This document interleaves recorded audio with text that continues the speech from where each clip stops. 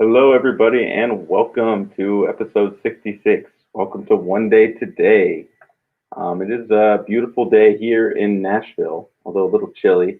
But I just want to welcome you all.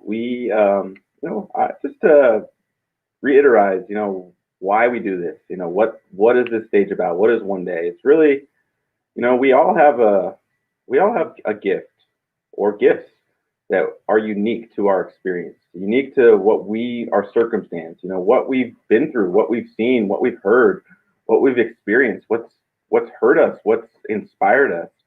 And it's like this unique beauty that comes from us facing our struggles, the things that have been, obstacles, are really what I've discovered in my life are really the opportunities for my growth and for, and what's so beautiful about this space for me is that I get to receive the gifts of people from every walk of life, from every culture, from every creed and color. And we ultimately, as humans, it's not only our survival, but our thriving, our what we can create together is not dependent on the old ways of the old conversations when we would focus on our division and focus on what makes us different and what, in our own version of what right is and wrong is and what, how we see the world to be through our own vantage point it is just that. It's a vantage point. It's a point of view.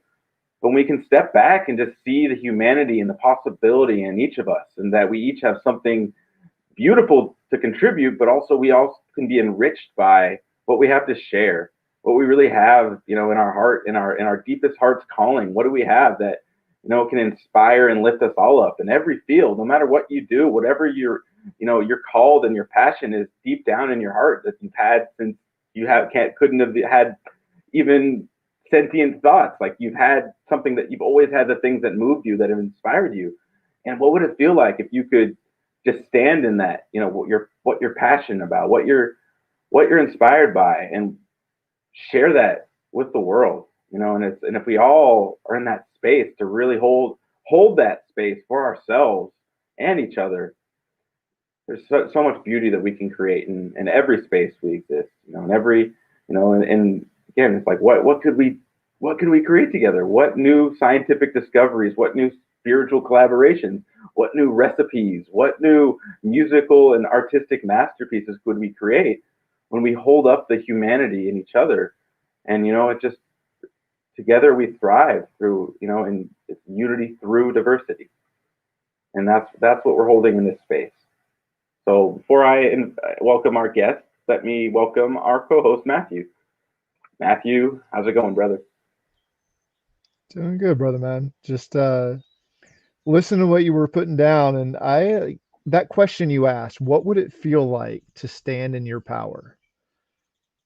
I love that question. Mm, I really do. Like that question, oh man, what would it feel like? I feel like that is the question that can inspire imagination in anyone, even those who have lost it mm. or let it fade or have forgotten about it.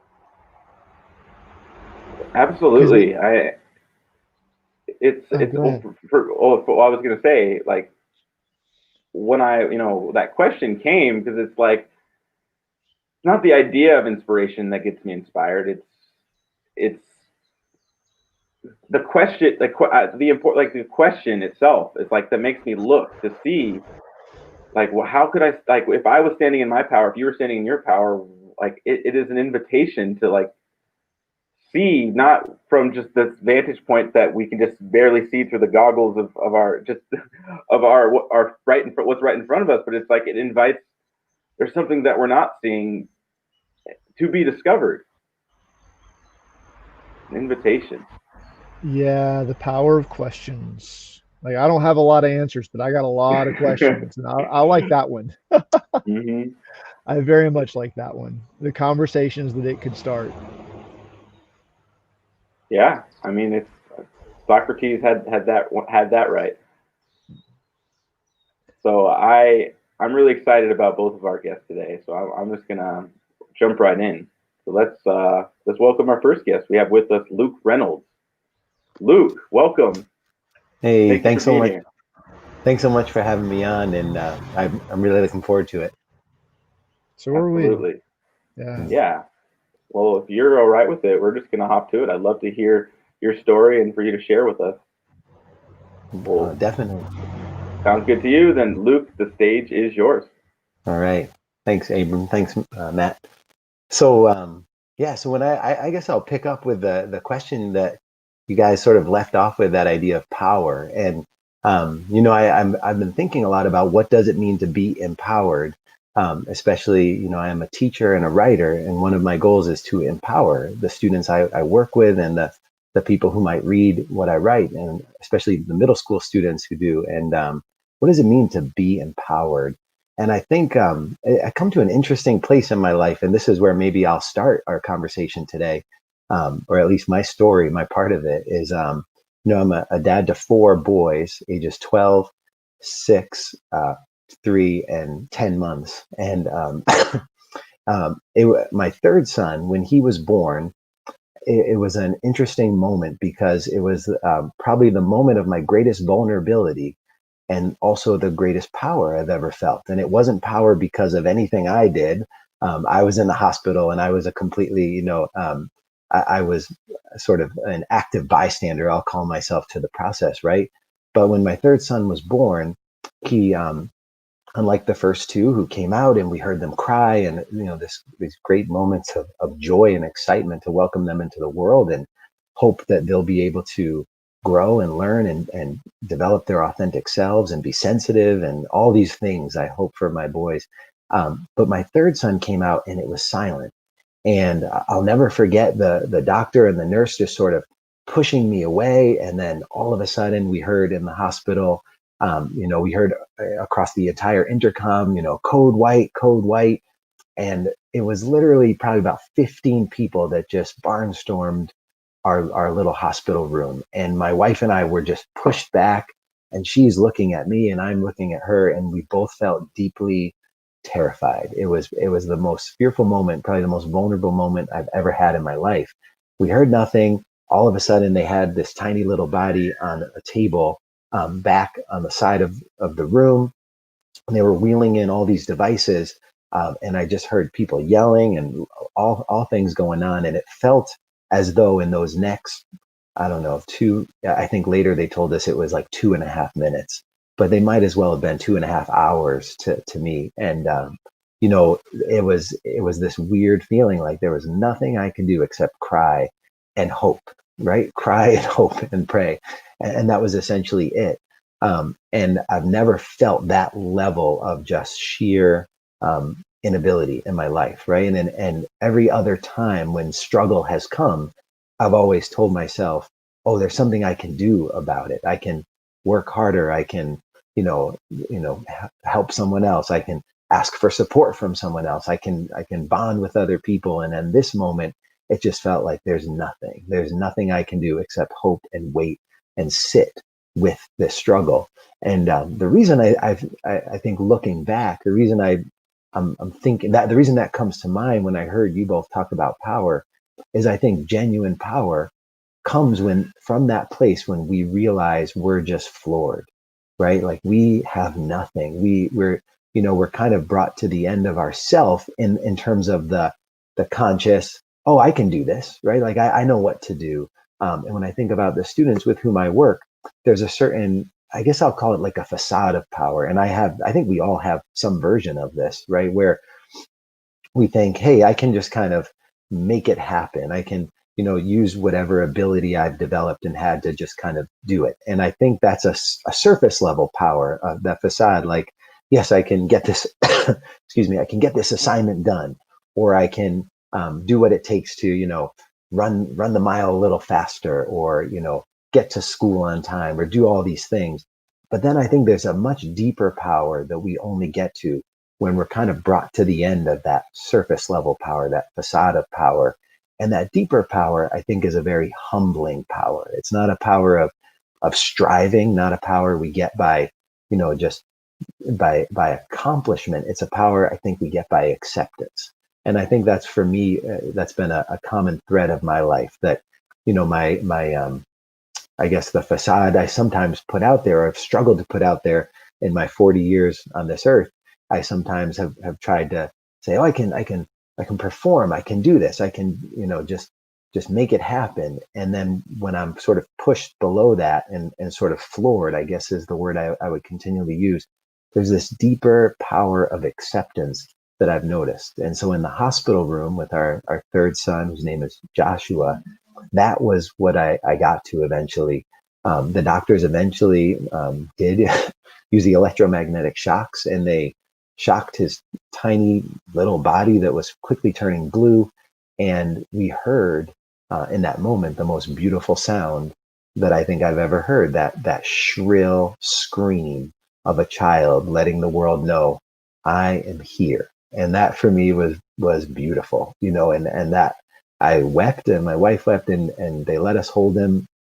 And it was both the most terrifying and the most peaceful and powerful moment. And seeing even that newborn child's power, right? Like that shrill cry, like world, I'm here, came out of that same place. Like, I think his experience mirrored mine, although much more physically painful for my son Joshua. But, he was screaming out in this place of confusion and struggle, and he's completely floored. His little body, just having gone through this birth and not being able to breathe and having the cord wrapped around his neck and doing a bowel movement as he came out, and all these other complications, that when he was finally able to say, I'm alive, it was from that place of, this is not superficial. This is not a kind of, hey, be happy, everything's fine. This is a deep level of, I'm here world. And I think that's what we all have. And I think the only way we get there is by being truly, deeply vulnerable.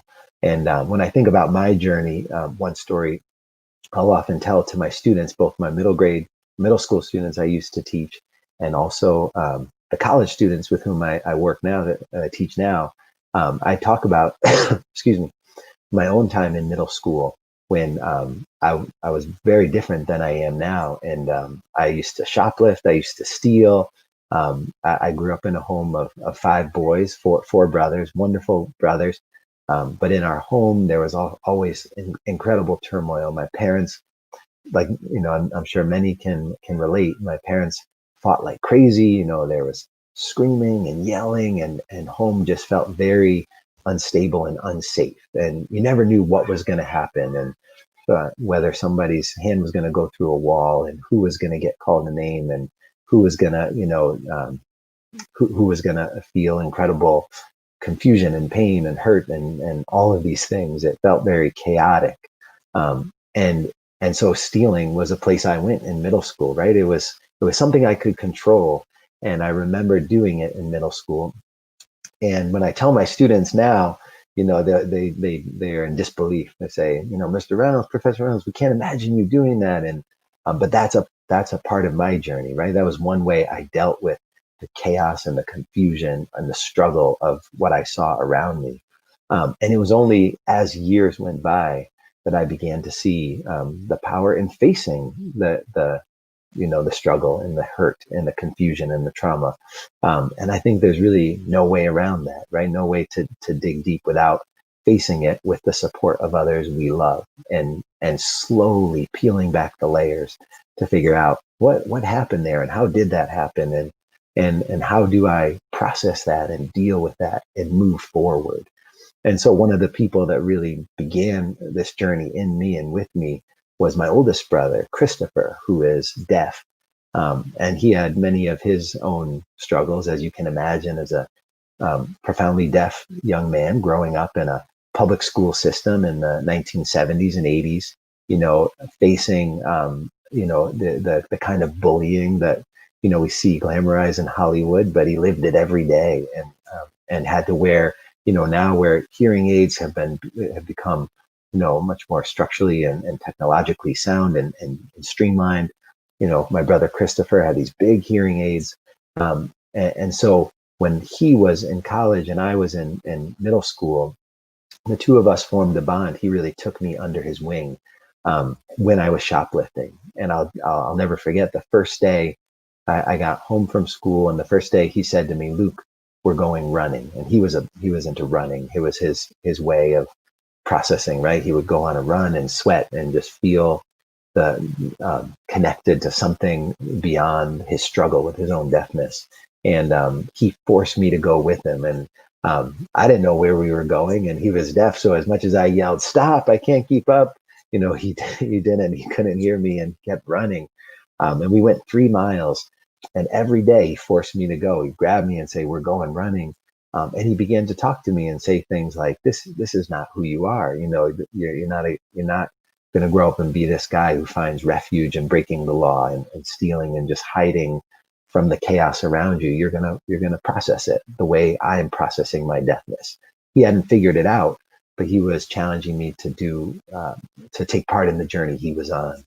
And so that began our friendship, our brotherhood, where we worked a lot together. And those were sort of like, I guess I'd call them therapy runs. And he was a big part of me facing the struggle and the fear that I had. And then, when I think a little bit later on, and I've been fortunate to have just some teachers I really loved and was really cared about me in a deep and profound way, and also encouraged me to say, life is not about, preventing ourselves from dealing with the struggle. Life is not about preventing ourselves from facing the rock bottom, floored out feeling. It's about getting there and then being willing to write about it, to talk about it, to connect with others about it, especially others who we trust in a meaningful way. And I had teachers like Mr. Robert Looney, Mr. John Robinson, who really pushed me as a writer to think about how can you explore all of these things you're feeling about your family and your life and your struggle in a meaningful way, and maybe even share them with the world. And writing became a conduit to, excuse me, to process confusion. Writing became a conduit to process pain. Writing became a conduit to feel a little bit of what we're talking about, to feel a more authentic power that was not a power over anybody, but a power to face what I had been through. And I think we all possess that, right? And some of our trauma is far more intense than what I've described, but we all have different kinds of trauma and struggle. And I think we arrive at that place of power when we're able to face that and say, I'm no longer going to run from that. I'm going to process it. I'm going to process it with people I love and who love me, and then try to make my own way in the world and maybe do things a little bit better and a little bit differently. And that's a lot of what I hope I'm trying to do now. Still very much on the journey, like we all are, but trying to say, when I get to these moments, the small moments, right? Like even just earlier today, I brought my 4 kids to the Science Museum nearby, Boston Museum of Science. And, those tiny, sometimes hilarious moments of struggle we have where we're walking through the museum, everything's good, and then my 10-month-old has a massive bowel movement, right? Just real grounded reality struggle, and nothing sort of, deep and necessarily complex, but just, exhausting and exasperating. How do I change this diaper and keep my 3-year-old from, climbing into the toilet, and what are the kids doing, and those struggles, but just being able to take that breath and say, there's a piece here. It's hard, but there's a way to get through this, and it's going to be okay. And I think whether it's the momentary troubles, like getting the dishes cleared for some of us can be overwhelming and enormously hard, or these deeper struggles like a fraught relationship with a parent. But I think that the more we dig deep and we let ourselves process, face, and keep moving forward, and I think one thing I'll constantly tell my students, I think one of the most dangerous things we can do is completely stop. And not stop in the sense of it's so important to stop and meditate and think and contemplate, but to stop living, right? We never want to stop and say, I'm done. I quit. I'm not doing this anymore. To never stop in that regard, to take breaks, to take breaths, but to keep moving forward and to say, I know this is going to be hard to change this diaper, but I'm going to take one step at a time. First, I'm going to find the bathroom. Then I'm going to get there. Then I'm going to, make sure all 4 boys are there.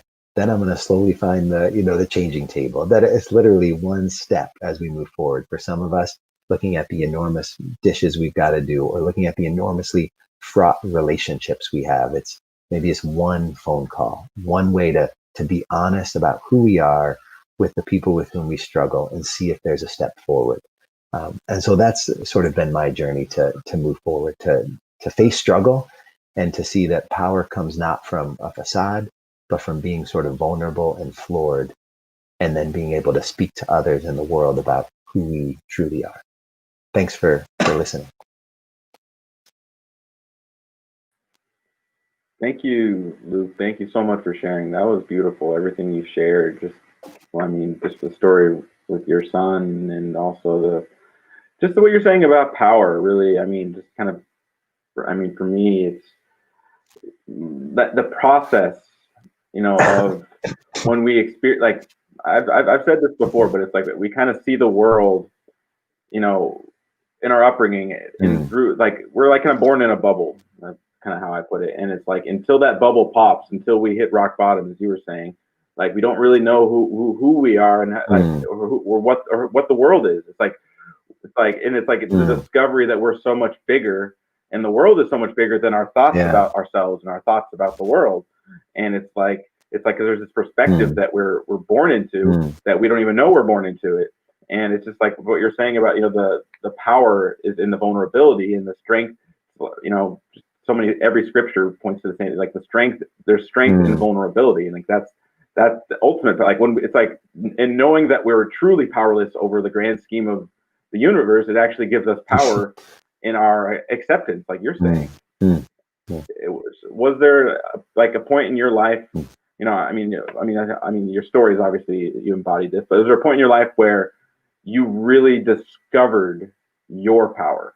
Like, where you're like, because obviously in the moment in the hospital, it sounds like it was a moment like that. Was there like or a moment where you embodied, like, oh, that's who I am, and that's the power I have? That's a great question. Yeah, I think that the moment in the hospital definitely started something, because up until then I still had these dream, and I think I had these dreams of being a great writer, and I want to be a good writer, but it was very external. It was very like, I will know I'm a great writer when X amount of books has sold, or X amount of awards have been. And then I think that moment in the hospital was like, that doesn't matter anymore. What matters is writing, because it's a part of me, because I have to write.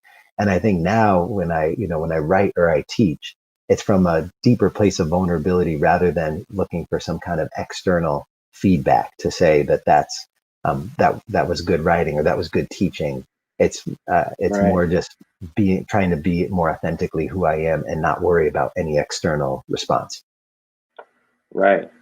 Absolutely. No, I definitely appreciate that. And then one of the other things you were saying, and this is something that I kind of see, this is kind of the function of the way I see it, is kind of the function of art. It's very much, when we take our pain, we take our struggle, and we put it out there. We put it on the canvas. We put it in a song. We put it in the written words, or the spoken words. And it's like we're separate. All of a sudden, like, we see the pain, but we're not being the pain. It's like, there it is. Look at it. You can kind of turn it around, but it's like, oh, but what we were saying is, like, when we share, it's like, it like, art is the tool for us to process our own pain, but also to inspire others that they can also process their pain. So it's like, it is like this, and this is why, I've been a musician most of my adult life, and, blues music always inspired me, because the whole foundation of what it embodies is taking struggle, like, some of the worst circumstances in human history, of how how we treat ourselves, and taking like horrible circumstances, and making something beautiful out of it. Like, taking the pain, and it's like, there it is. I'm going to talk about it. I'm going to share it with you, but it's not my pain. I see it, but it's not who I am. And it's like kind of what you're explaining about with writing, and with your writing. It's like, it's just like, that's the power of human expression. When we share our pain, it's no longer something that who we are. It's just something that we possess. Yeah, that's beautiful. I love it. It makes me think the pain no longer is a verdict on our life. It's part of our story, but it doesn't define us anymore, like you said. Yeah. Right. Absolutely. There was, I'm sorry, I lost you guys for a second there. I had minor technical difficulties, but in your share, there's so much that like really hit home. Um, and in particular, talking about like that acceptance that comes when you're floored, like the way you put Mm. it. Like that's I feel like that's a great way to put it because it's like the experience I equate that to is when there's no other choice but to continue on. It's either Mm. continue on or die, basically. Yeah. Yeah. And I wonder if you could speak a little bit more about what that experience was that came after everything else was gone. Like after Mm. you were floored, that power that you felt, that power you fell into, what was that like? Where did that Yeah. where did you feel like that came from? Mm. Mm. That's a great question. I mean, the first thing that comes to my mind, it was, I think, and it was particularly after that hospital, after that birth, I remember driving home, and it was like this moment where it's like everything now is bonus. Like like whatever, it was almost like the removal of, I guess I think the analogy I'd use is, I think most of us live our lives with like a measuring tape in our pocket, right? And we're ready to measure ourselves. Every experience we get, we're like, well, let me pull out this measuring tape and see how I measure up against this person who's also a musician or a writer or a teacher. Or let me measure myself against this rubric that the teacher gave me. Let me measure myself against, fill in the blank. And I think driving home from the hospital, it was almost like this very surreal moment where I felt myself just kind of throw the measuring tape away and be like, it doesn't matter anymore. Like, we got this kid, he's alive. I'm okay. I'm a dad. Like, everything's bonus. There's no need to measure anymore. And I think that's the closest thing where it's like this power of, I have nothing to prove now. I can just enjoy whatever we have of this life. That's it. Like, that's the measuring tape I was using. And I felt like for most of my life, I always had that measuring tape, constantly. And it was in that moment, it felt like my pocket's empty. This is good. Yeah, that's I would describe that as ego death. Mm. That's that is letting go of everything you thought you were and Mm. realizing what you actually are. Mm. Mm. Um, at least that's the way I've experienced it. And Mm. it's not like it dies completely. Like it at least in my experience, it seems like it's a very momentary thing. Like it's just gone for a Mm. little bit, and then Yeah. something new comes up. Yeah. And so it's like something that I have kind of noticed is like that ego, that mind, that idea of what I think I am, that measuring stick, that thing that I'm like comparing myself to. Mm. Um, Often like that changes based on what I'm learning at the time. Mm. And it's like it's almost like it's that thing, that monkey mind, that ego, that measuring stick is like what guides me into the next lesson. Mm. And then Mm. that lesson comes and then that dies and Mm. something else comes. It's like this Mm. continual cycle. Like it never seems to end, which whatever, Mm. it's fun. It's part of being here. Yeah. Um Yeah. but that kind of goes back to what you were talking about like how did you say it? That um don't stop.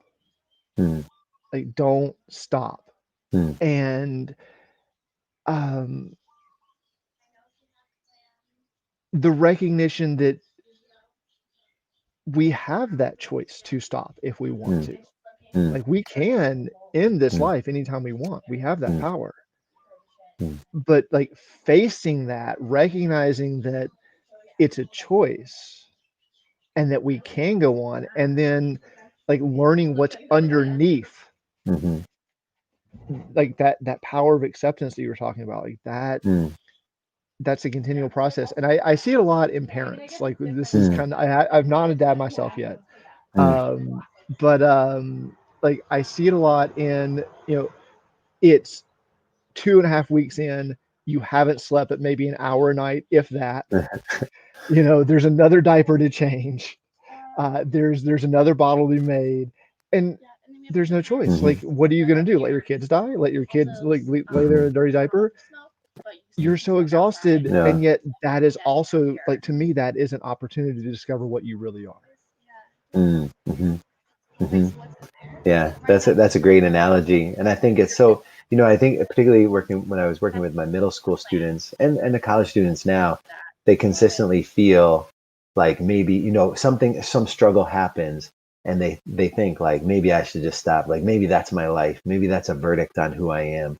And like you're saying, Matthew, it's that constant push to say no, don't stop. You're capable of so much. Just keep going, and it's okay that you feel floored by this. It's okay that you don't feel like you have what it takes. That's all right, but just don't stop. You're going to be capable of so much more if you just take these tiny steps forward. Wow. Yeah, that's very well said, and it just reminds me of something piece of wisdom someone shared with me once, and I can't help but remember it. He said, "Maybe your authentic self is much bigger than you think it is," and it's like it's you know it's always when we are faced with a big burden. It's the constant reminder of it's the identity. It's like the identity of who we are. When something hit, when life happens and a meteor hits, figuratively speaking, something, everything hits us. Just everything happens unexpectedly. It's those moments that we are tested. It's like that's when our ego will come back up because we'll react like this isn't something I was expecting. This is not something that I wanted. This is not. So it's like the reminder. It's like, but we forget in those moments.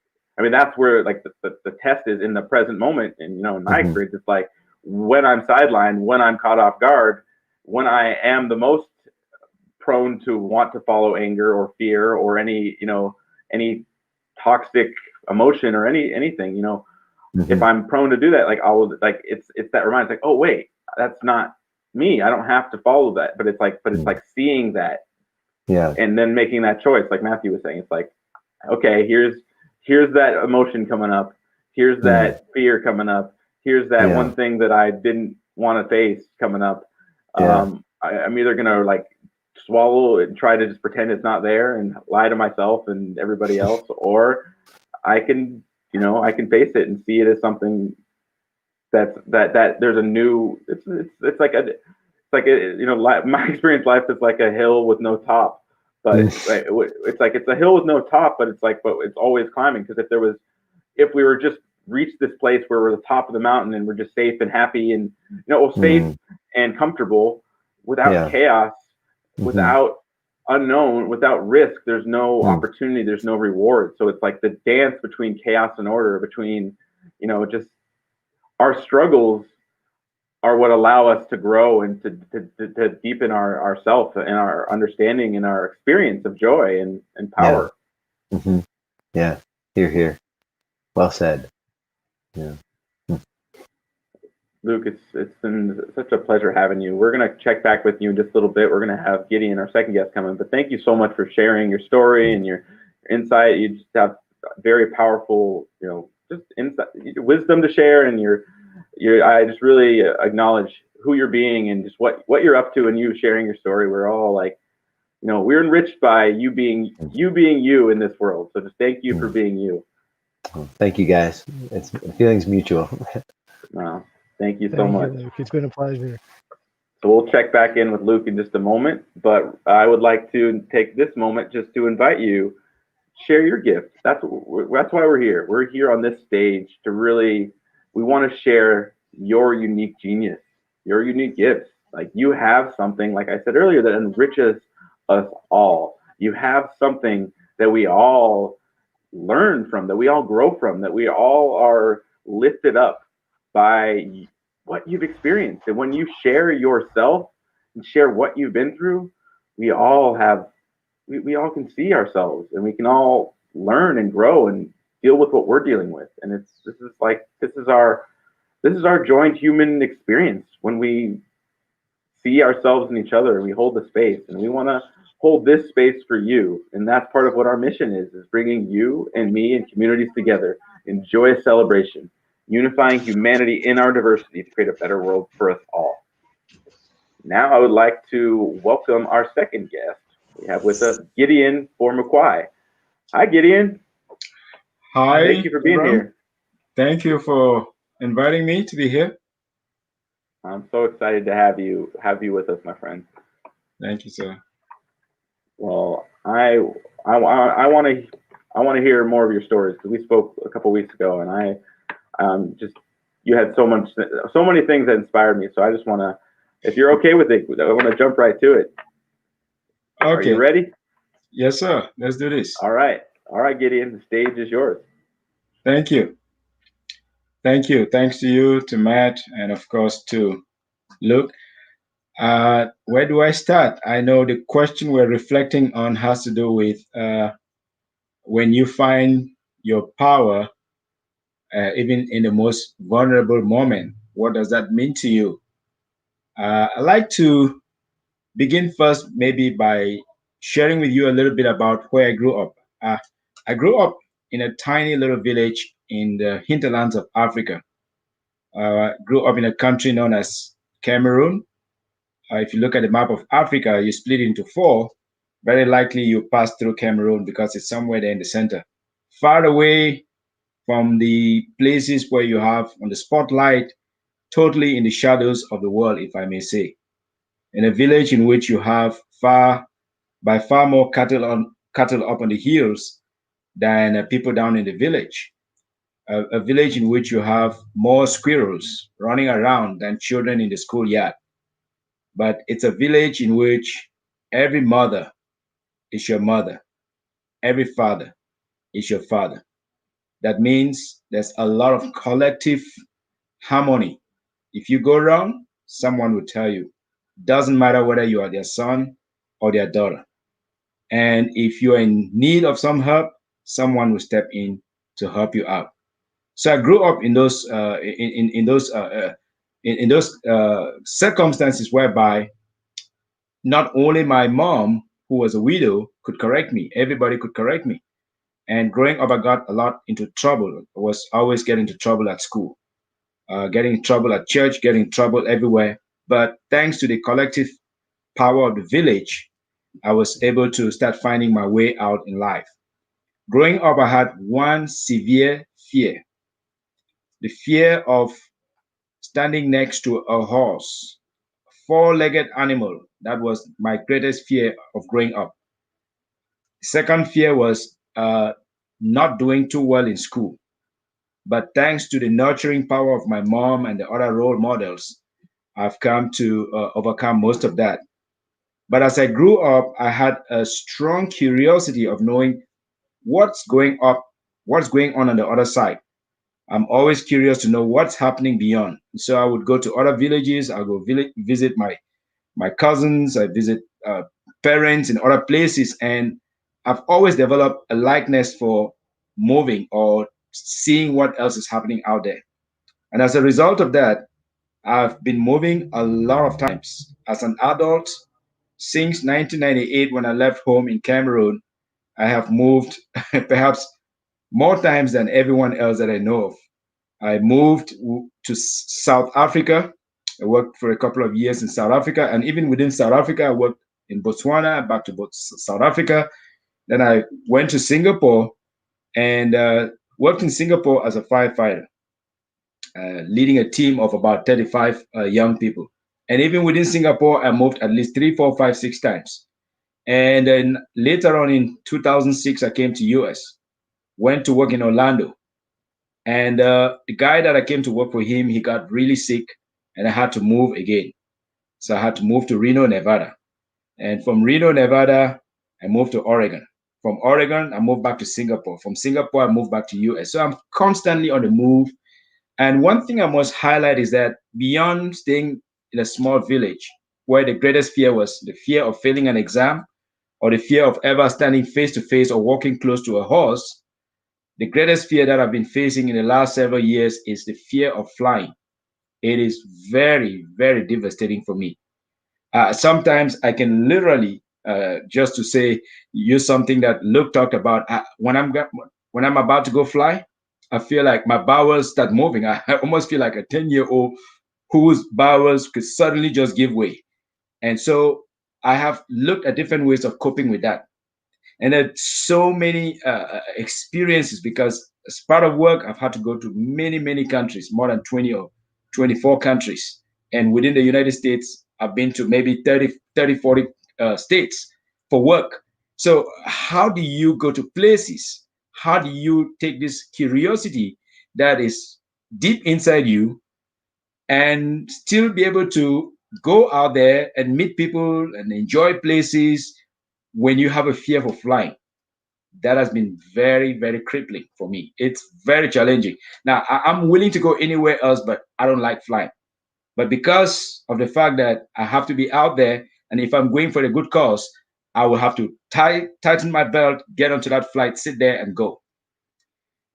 Many, many flights. I've had a difficult flight. One that I remember very vividly was in Hong Kong. It was a typhoon, or that equivalent of Hurricane 3, and we had to fly out. We were the first flight out of Hong Kong, a Qantas flight. And in America, I've also flown through some very, very, very scary flights. And because of that, the fact that I have this fear for flying, it is particularly unnerving for me. But I never let anybody know that I am in terrible pain. Whenever I start to go through bumpy air, I am praying like nobody else you've ever seen. I start calling the name of the Lord. But if on the surface, you can tell. But deep inside me, my stomach is raging with fear. I say the Lord's Prayer 115 times. You don't want to be sitting next to me. Now, on the surface, you wouldn't know. So in 2017, I was flying back from Boston through Dallas Fort Worth. It was an epic year. Had given a speech over in Harvard University. I was flying back to Oregon. I had to teach the next morning here on the Oregon coast, and I boarded a flight from Dallas Fort Worth, the last flight at 11 p.m. And I'm thinking, you know what? If things go smoothly, I'm gonna get some sleep. But right upon takeoff, we hit turbulence like a pack of rocks, and the aircraft shook violently, and it started to perform some acrobatics that I cannot quite describe. Now, most people on board were somewhat okay, but for a guy who has severe fear of flying, it was very, very difficult for me. I could not contain it. But anyway, I'm thinking, okay, never mind. On the ascent, maybe we're gonna get through this within 2, 3, 4 minutes, 5 minutes, it's gonna be over. No, not at all. As it got bumpier and scarier, two toddlers, 2 rows to the back, burst out screaming so loud. They were screaming so loud, I was feeling so sorry for their dad because when I used to travel with my daughter, it was painful whenever there was turbulence, first for me and also for a little child. And this poor guy tried everything that he could. These children just screamed even louder and louder. Everyone on board was very concerned. Everyone indeed. And I was saying the Lord's Prayer. I was calling on the Lord to send the cherubims of angels. I was like calling for Angel Gabriel, can you help us? It was a nightmare for me. But again, as I say, on the surface, you could not tell. But inside, I was saying Psalm 23. I'm a Christian. I don't know about other people, but this is my struggle. It's my constant struggle. And it's always happening that way. So sitting to my left, to my right, 2 young ladies. I pretended like everything was fine. But it looks very unusual for me that these 2 young ladies, they didn't seem like this fear of this turbulence and all that was affecting them at all. First, the young lady sitting to my right, she was quietly eating salad from a bowl with macadamia nuts. And I was thinking she was completely nuts. Can't you see these things about to go down? What are you eating anyway? Is this a Last Supper? What's the deal with you? But she was a little bit nice. She would at least say a couple of words to me. That was my mechanism of coping. Whenever there's turbulence, I try to speak to someone. And she was nice. But to my left, the other young lady was not very keen to say anything to me or this nervous little boy from Africa who was pretending to be fine. I spoke to her. She was not talking. All she was doing was typing furiously on Facebook Messenger. And I was telling myself, I hope she's texting to Jesus. I hope she's texting to somebody that can serve us. Who is she texting? Why is she texting at this time? But anyway, she didn't want to engage with me. And I thought, you know what? I'm not going to show that I'm under severe stress. I'm just gonna pretend that I'm fine. I sat there really cool, like Chewbacca, pretending that everything was fine, like I'm good, I got this. But inside, my stomach was like a volcano. It was churning. The butterflies everywhere. They were let loose. They were trying to force themselves out, but I didn't want to show anybody. 20 minutes was the same situation. 30 minutes, we were still going through that bumpy flight. 35, 40 minutes, I am like so sick of it already. And the captain said there should be no movement in the cabin. There should be no service. He said all in-flight service should stop. And I don't know about you, but for me, the longer there's nobody walking around that I can look up to and relax, it just intensifies. In the meantime, those two toddlers were still screaming louder and louder at the back. And I remember growing up in Africa, my grandma taught me a lullaby that whenever I sing, children often stop crying. When I sing this lullaby, whether it's French children, I sing it in my mother tongue, they stop crying. I've tried it in China, they stop crying. I tried it in Germany, they stop crying. Everywhere in America, even though they don't understand my mother tongue, they would always be fascinated and they'll stop crying. So I was thinking maybe I should go try to sing my lullaby to those young toddlers. But it wasn't a good idea because I didn't want to step up and walk to the back. Around the top of the hour, when we're still in that severe turbulence, the young lady sitting to my left, she finally stood up suddenly and she went to the back. So I gave way for her. She went to the back. And as she got there to take care of her business, I'm standing in the aisle and I'm thinking, what should I do? Maybe I should try that lullaby. I should do something. So I went closer to that gentleman with the toddlers and knelt down and I belted out my African lullaby that often gets every child to stop crying. But guess what happened on that day? They cried even louder. So it was very disconcerting. I could not believe that this lullaby that has always done the miracle for me, this is now leaving me in a terrible state. And I didn't want to be the uncle from Africa who made young children cry. So I was desperate. I didn't know what to do. At that moment, I was like, okay, why would you even sing at 35,000 feet if you have never tried it before and you are scared of flying? But an idea came to my mind in desperation. Let me just try anything that I could. And knelt down beside them. And I reached into my wallet and I found a little item, a little instrument that I've always traveled with. And I pretended to sing for them a South African lullaby that became the national anthem of the country. And this is a little rendition of what I did to those young people.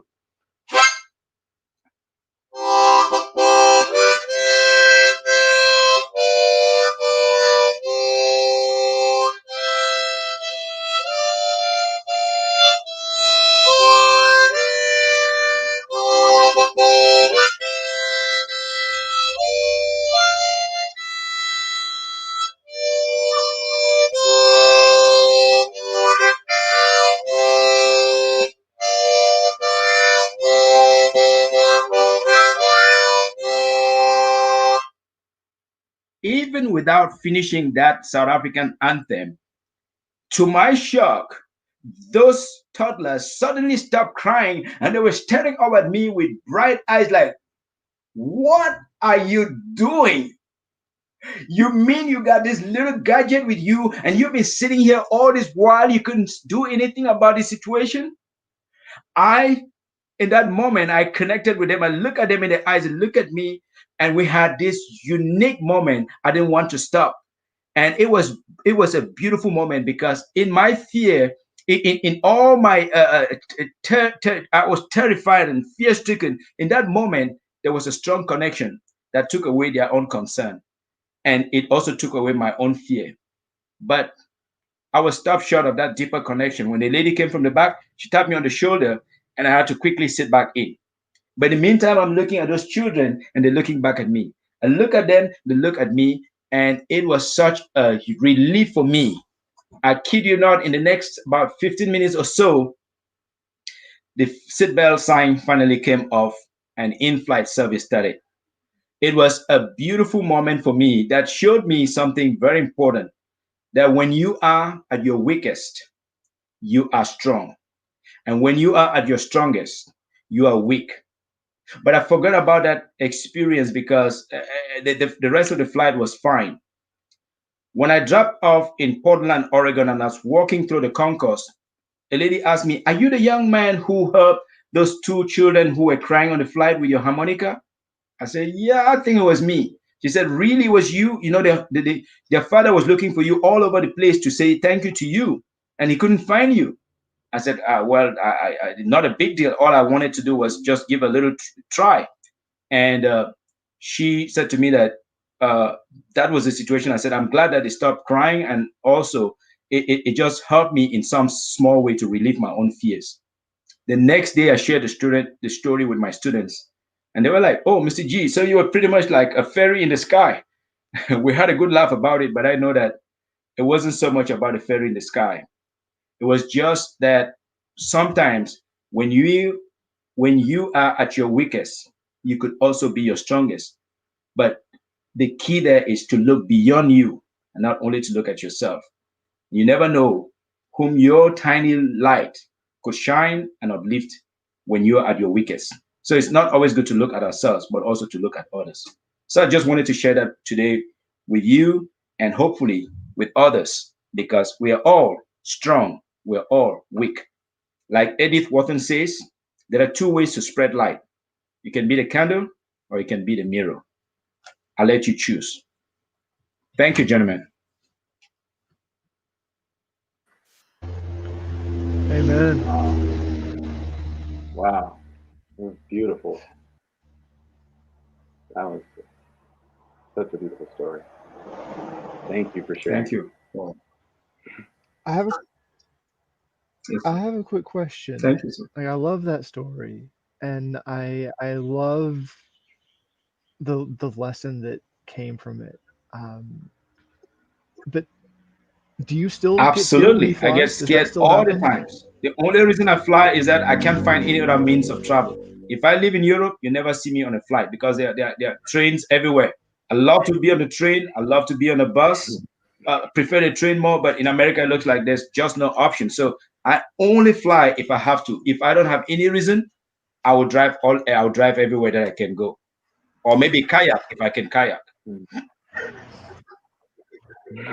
I wish I could kayak. I wish I Kayak could across kayak. Atlantic, it's back. If Yeah. I could kayak and have all my food and all my little supplies with me, I'll kayak from here to the East Coast. I live on the Oregon coast. I live right on the Pacific Ocean, but I mean, it's not feasible. But if I could, I'll do that because the fear, the terror of sitting on a flight for 2 minutes or even for 3 minutes, it just, even though I've been flying since the age of 26 to now, I still cannot withstand it. I wonder if you'd be willing to try something with me real Sure. quick.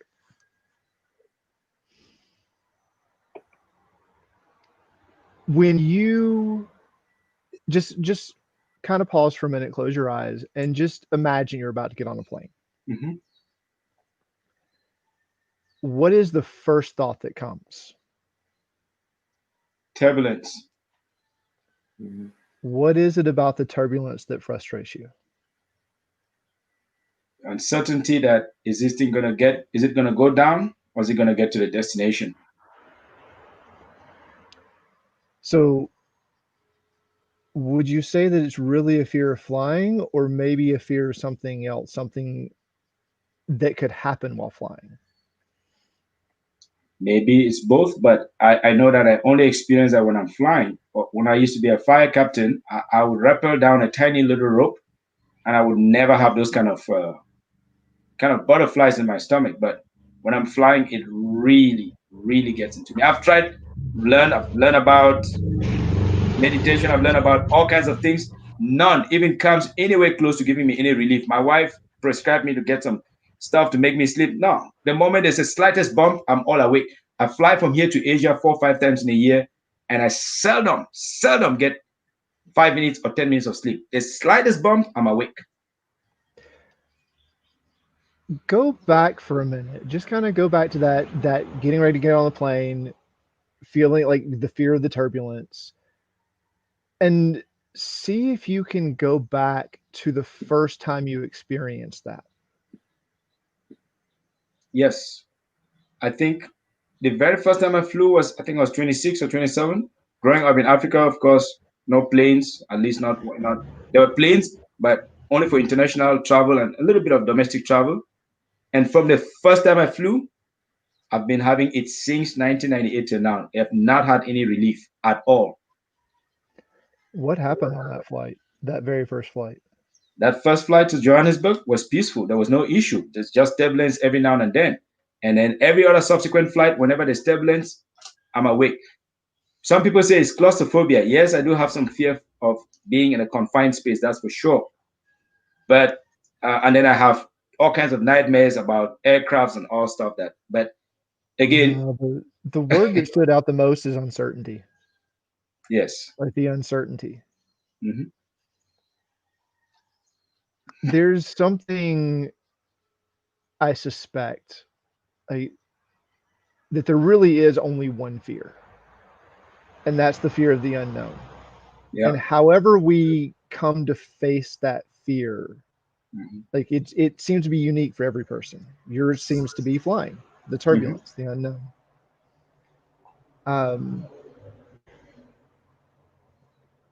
And in this particular case, it's the uncertainty of, am I going to be here any longer? Yes. Is Am I this the safe? Am I safe? I don't have any control over this thing.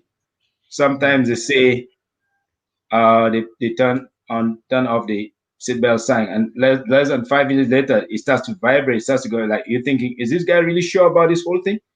Why did he turn off the seatbelt sign? And then within less than 3, 4, 5 minutes, he said, no, get back to your seat. So it starts to make me feel like, okay, maybe humans don't really have control over this thing. How much does he know about it if he couldn't even see it? So it bothers me. It really bothers me. Like, okay, why don't you? And when I'm seated, I'll always put on my seatbelt sign, and just as a way of saying, you know what, maybe some little bit of protective factor. So go with that for a minute. Like the plane crashes, you die. Hmm. Yep. So what? Good question. So what? That's right. Or the projects that I'm working on. But again, so what? Who cares? Like, what am I? I'm not even anybody significant. But at the same time, maybe I have some significance to a few people. But again, truly, so what? I like that. I like that.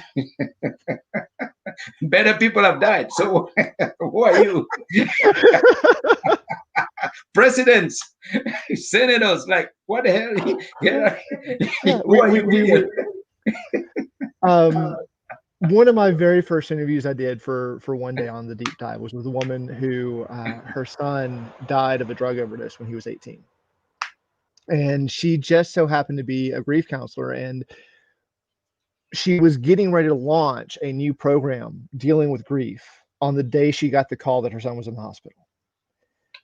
And so she ended up spending 2 weeks with her son in the hospital with her son in a coma, and literally had to live the program that she was getting ready to debut, and ended up writing that book instead. The title of her book is My Beautiful Tragedy. Hmm. And I love that title so much because it points to every gift that is possible only because something painful happened. Mm-hmm.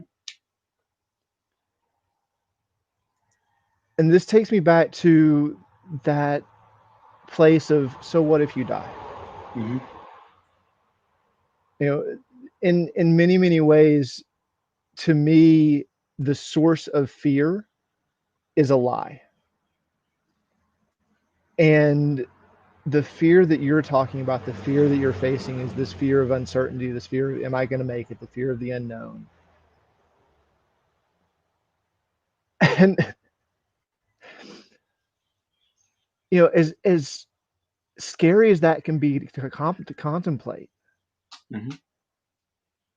all things work towards good. And my death, your death, whenever that happens to be, it's going to be a gift to someone else. to the eagles and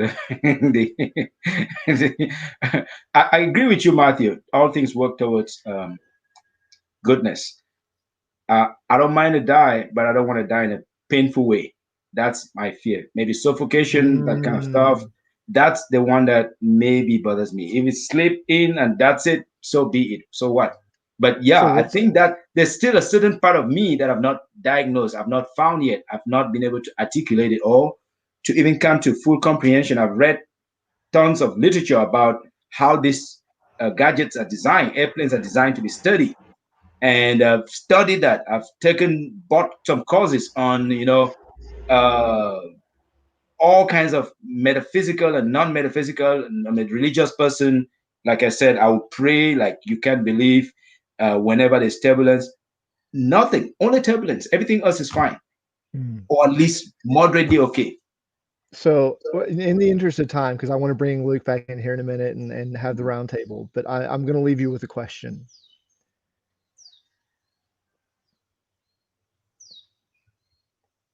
And it was there just a second ago, and now it's gone. Okay, you can always come back to it.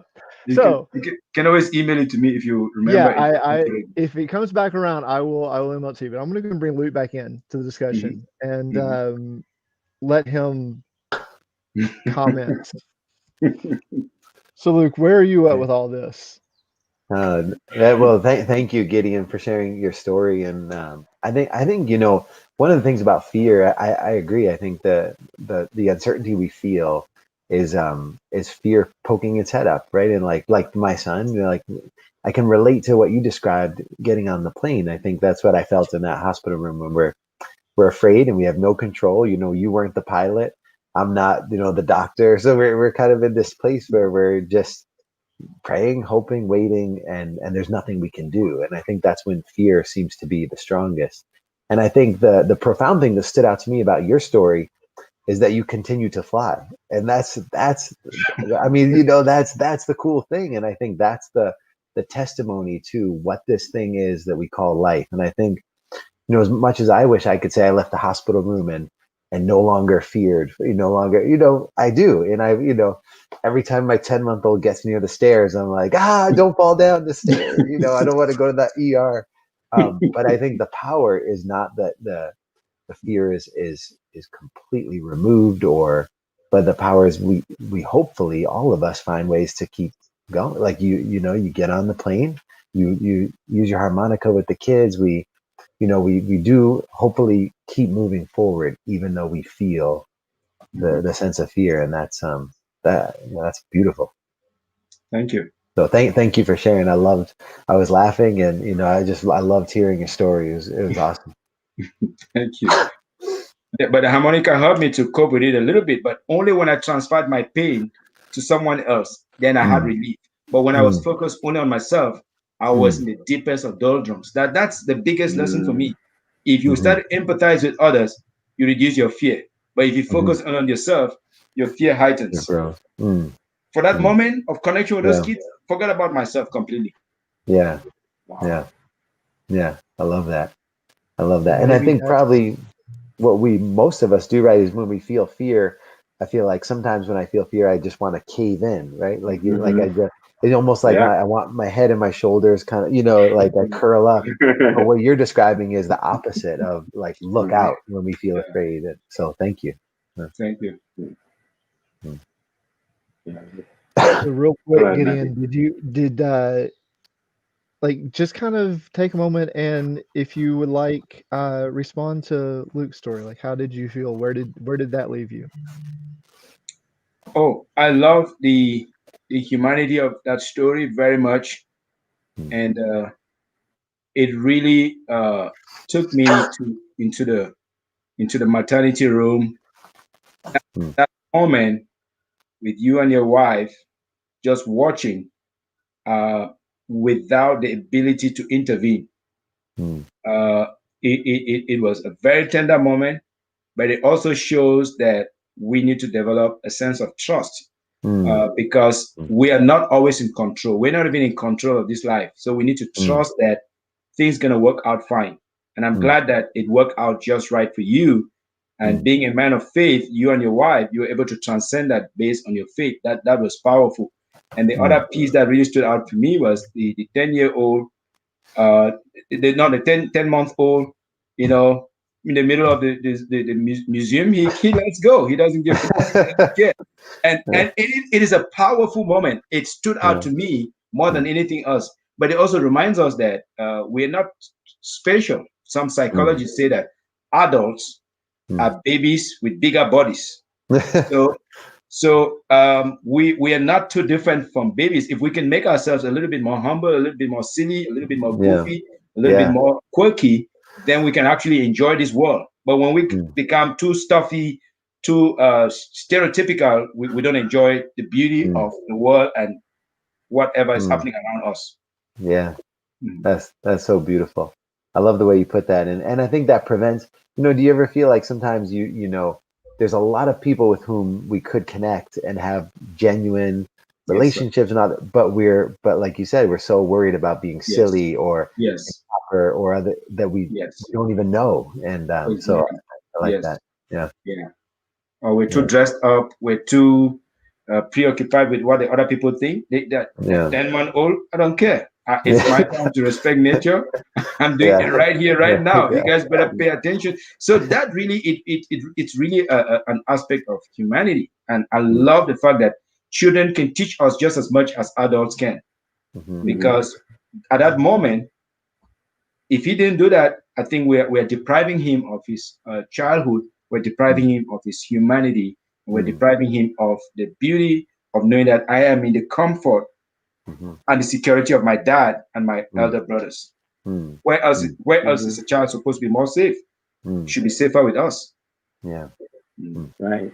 Yeah. We're kind of like, I feel like we've kind of normalized, like growing into an adult means we wear masks. And means we kind of hide from ourselves, and it's like we avoid looking bad and try to look good, and it's like oh, people are gonna, it's like the masks we're putting on this presentation, even social media, not to say it's all bad, or it's communication on one hand, but it's like we have these avatars and there's like people have to think that I have it together. People have to think that I know what I'm doing. And it's like, that's such an illusion. And it's like, we run from the fear and put it at the bottom of just like, we run so far from our fear. We build the structure of our lives based on avoiding that very fear. And it's like, and that's kind of what I learned is a book I read called The War of Art, not the art of war, but the War of Art. And it's, one of the couple thesis of the book is basically like talking about fear, and like it's basically saying that the thesis is basically for creative people, resistance is like the biggest enemy for creative. Like we all have different resistance in different forms, but the point is like fear is there, and it's not like, as Matthew's saying, it's kind of pointing to a lie, but it's like, but when fear is our compass for where we go next. Like that's where not only power comes from, but that's where we transcend, transform fear into something that not only teaches us, but we actually, it's like our fear, when we treat fear as a compass of where to lean in next, as uncomfortable as it may be, it's like the most beautiful things in life are on the other side of our fears. Yes, as soon as we see the illusion of it, you're like, wow, there's something way bigger than I imagined.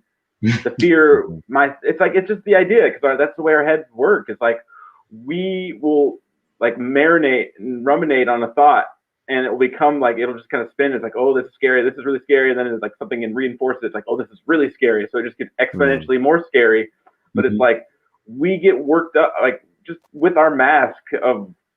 It's back to the identity. Like when we see ourselves as our fear, then we're debilitated by it. But when we see ourselves as someone who has fear, and despite the fear, if we can actually like, okay, well, there's the fear, I can feel it. And obviously there's survival. There's a rational reason to have fear. Someone, pulls a gun on you, you're gonna try to survive, because that's kind of that's what humans do, is we want to survive. But like, But fear, when it becomes like stopping us in action, we're so caught up in the idea of what might happen, which has nothing to do with us actually happening. It's like we don't separate the story about what might happen from what's actually happening. And even if something is scary and it's painful or it's hard, it's like it happened, but it isn't the story about what happened. Does that make sense? Yeah. Very interesting. That's why I like the question from Matt, which is, so what? So what so what if you don't make it? Because honestly, if I can answer that question well, I should be able to do my best work today, so that if I don't make it to the other side, so what? I've given all that I could. And I think it's something that all of us can also dwell on, because I met a gentleman who came to speak for us in Singapore. He said, it's an American guy. He said, I give my best work here today, because if I get onto that thing and it doesn't get out on the other side, I know that I've given my best work here. So I think that's something that I can try to constantly remind myself. Give the best that you can today, so that tomorrow, if you don't make it, so what? Who cares? The world goes on, of course. But what did you leave behind? Because is it still the fear that, oh, I didn't finish what I had to do, I didn't accomplish? But what some philosophers say, that, oh, the value of a man's life is computed for not by its duration, but its donation. So if I can make my donation today as worthwhile as possible, I shouldn't have to care if that fly doesn't get onto the other side. So I think I take that away also. Yeah. To me, like, that actually is the definition of integrity. To constantly be authentic in every single moment, knowing that I have nothing incomplete. And the definition of integrity is literally to incompleteness, to be not whole, to be to have a part missing, and to live that life that my intention is to be authentic in every single moment. And in being authentic, I know that is my best self every single moment. And so if I die 2 seconds from now, I die complete. I die integral, and I die with integrity. And I thank you for bringing that up. I love the way you put it. And that kind of reminded me of the question for you, Gideon. Is pain actually something to avoid?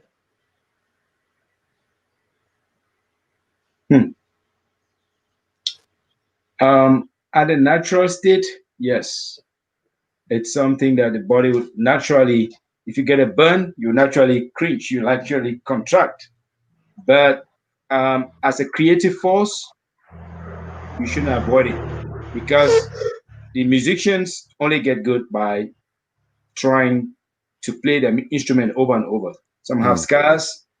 As an athlete, at college, I used to do mountaineering. My feet I constantly had athlete feet. I had 2-3 levels of dead skin, but that was the only way to get good. So at a conscious level, I shouldn't avoid pain.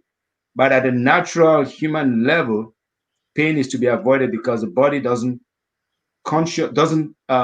enjoy pain unless you go at it at a more thoughtful, as a necessary ingredient of success.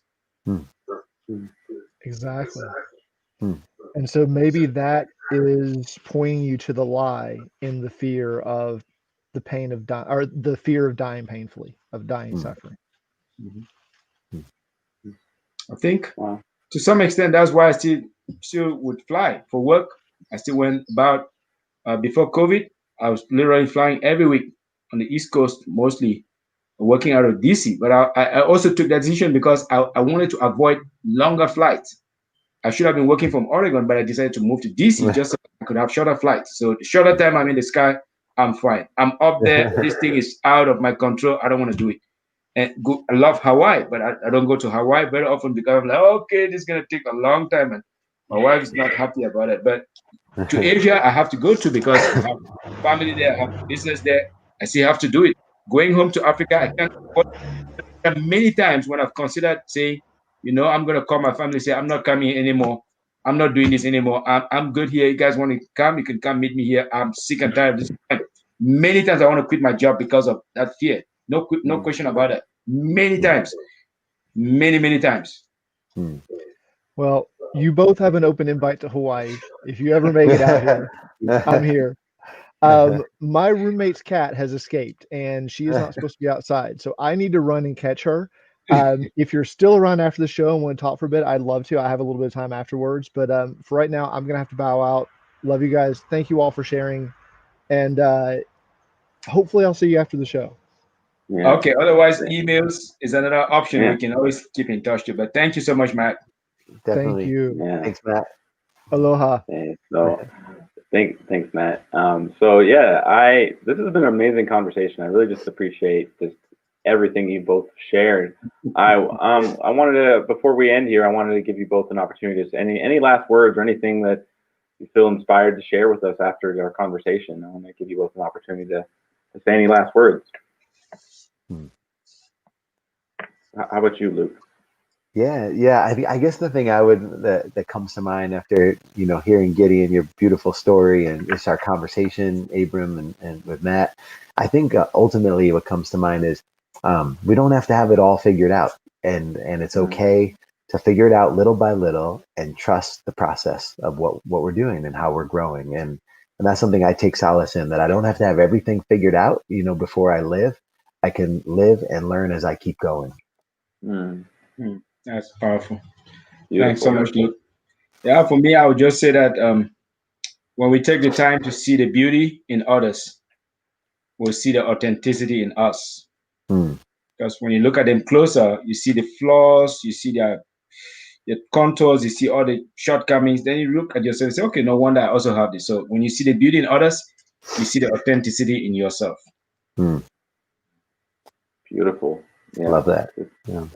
Yeah, no, it's so powerful. It's really like, I don't remember exactly the saying you said, but it's like the choice we have, with a mirror, and it's like I've learned some of the biggest lessons in my life from people that they're different than me, people who have different understandings than me, people who I disagree with, or people, I've some of the biggest lessons in my life are from like setting aside, like you're like you on the plane, Gideon. It's like setting aside myself. Like, who do I think I am that I think I know anything in this ever growing universe, that I have the sole understanding of all that is and all that's known and all that's unknown. And it's like, and it's really like, it's humbling ourselves that we don't know. And from that space, like, I don't have control. The only certainty I have is the uncertainty. And it's just like, from that place, it's like power. There's true power, because we don't take anything for granted, but we also know it's like, it is a space of centered in our authentic self, as opposed to this idea that this illusion that we have any real power over what happens to us. And it's like in that peace with what is, no matter what is, it's when we have peace with what is, that allows us to really, be beyond who we think we are. And, our being, we're not limited by the mask that we're told we're supposed to wear. And it's just like, there's so much power in being vulnerable and being authentic when we actually when we share our humanity, especially when there's chaos in the world.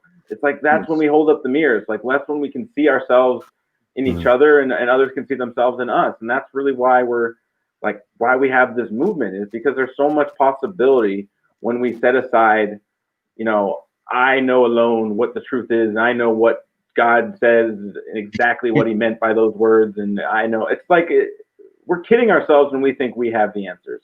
It's like we all are pieces of the question, and the answers are only articulated more in the questions. And it's like, it's in that exploration and discovery of wonder, of truth, of the experience. This is where art comes in for me. It's like, when we experience some wonder, joy, beauty, truth, not just understand it, not like read it in a book, but like really experience it. Like, oh, that's who I am. This is what this is. It's like, it's not just an idea, it is an experience. And like when we live life in that place, you know, and that's what one day is. It is a way of being. It is not a way of doing. And it's like, and it's an invitation to be on a community journey for us to each of our plant seeds of joy, of beauty, that as a community we water together and give sun to. And it's like we all reap the benefits of the fruits and flowers of our collective, you know, efforts and our collective, you know, love, our collective intention towards making life, you know, not only work, but making it beautiful in all of our experiences. Like we could all actually be in a space where we choose to create something beautiful based on when we're all better off, we're all better off. Yes. But I just really, Matthew, I wanted to give you an opportunity because you're back, but we're about to end here. But you have anything you want to add, Matthew? No, I feel complete, man. You guys have been awesome. I really appreciate you coming on, sharing, and just being vulnerable and being yourselves. And yeah, thank you. Thank you. Thank you, guys. Thank you both so much. It's been such an honor and a privilege. I'm just so grateful you're both with us. I hope both of you will come back soon and share with us some more. This has been just really, you know, enlightening conversation for me, and just beautiful. I really just acknowledge both of you and thank you for being with us. But we will definitely love to have you back soon. Thank you very much. Thank you, guys. Thank you. Peace So, to and you. also thank you, and for all of you at home, thank you for tuning in with us. This has been a really enlivening conversation for me. But I want to invite you to share your story on the stage with us. That's why we're here. It's not about me. It's about something much bigger. It's about, you know, we all have, like I said, we all have gifts to share, and we're willing to have the courage to share where we've struggled, where we've been inauthentic, where we've been held back. We all grow from what you've gone through, and we all grow from what you've experienced. And I really just want to lift you up because you are and have a divine expression of the universe within you, like we all do. And you know, it's a lie to say we're not. And it's like, I'll include myself in this. You know, we pretend the universe is out here on other planets, but like, no, the universe is right here. We are the universe. It's not somewhere out there. Like our experiences are profound, and they affect like everything we do, everything we say, every word we make, kept or broken, every smile, handshake, or fist we extend ripples across the universe, impacts everything. And it's like we have so much power, and when we actually stand and recognize and stand in that power, what can we achieve together? And that's really what our vision here is with One Day. It's humanity rising in a connected world, with each person's unique contributions being valued and magnified through a higher level of collaboration, producing unprecedented new realms of possibility. Thank you all so much for being with us. Thank you to Luke and Gideon. We will see you guys next week on Tuesday. I love you all. Be safe, be well. And as always, one day is today. Take care, everybody. Peace.